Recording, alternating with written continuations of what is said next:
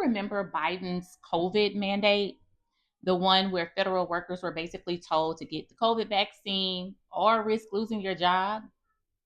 Well, Trump's EEOC just issued guidance saying that the government must pay damages to some employees who were subject to that mandate. You know, I took notes, get in there. The Equal Employment Opportunity Commission, also known as the EEOC, which is the federal agency that enforces workplace discrimination laws, they ruled that the Bureau of Indian Education improperly denied religious accommodation requests from employees who objected to the COVID vaccine based on their Christian beliefs. It gets a little messy because according to the ruling, these employees weren't refusing all safety measures. They reportedly asked for alternatives like masking or doing regular COVID testing and other precautions instead of the vaccination.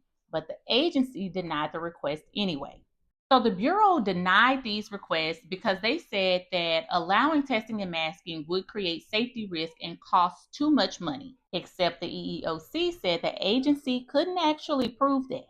In fact, the ruling reportedly noted that testing costs were already being covered through federal COVID relief funding at the time. And then the EEOC dropped another bombshell. The ruling criticized how workers were questioned during the religious accommodation process.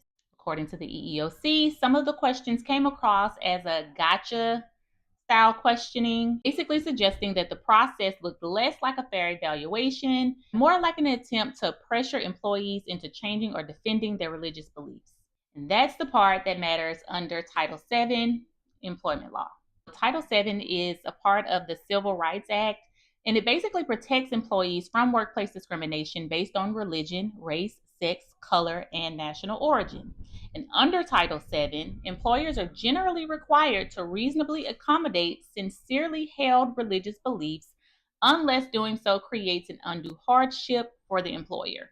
That phrase, undue hardship, is where the cases usually get fought because employers can still have workplace policies, and yes, employers can still require vaccines in some situations.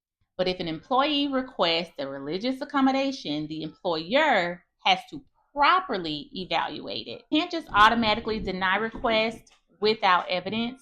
And according to this ruling, the EEOC believes that that's exactly what happened here. Now the agency has to compensate the affected employees and create fairer processes for handling religious accommodations moving forward.